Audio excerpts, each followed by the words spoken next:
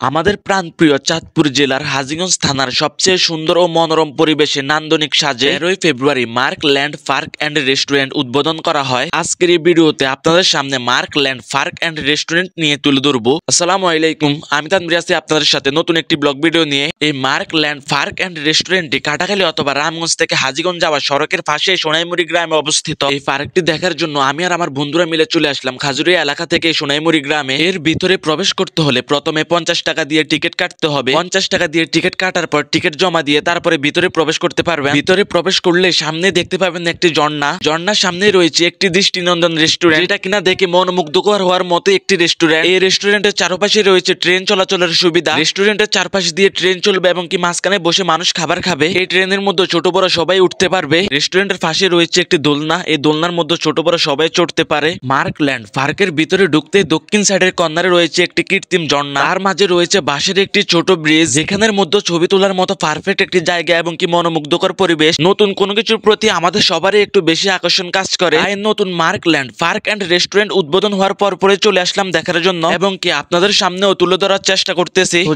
যারা এখনো এই পার্কটি দেখেন নাই তারা এই ভিডিওর মাধ্যমে দেখে নিতে পারেন এবং কি শেয়ার দিয়ে অন্যদেরকে দেখার সুযোগ করে দিতে পারেন। এখানের মধ্যে রয়েছে বাচ্চাদের জন্য বিভিন্ন ধরনের রাইডস। সকল বাচ্চারা এখানের মধ্যে খেলাধুলা করতেছে, আনন্দ করতেছে। দেখুন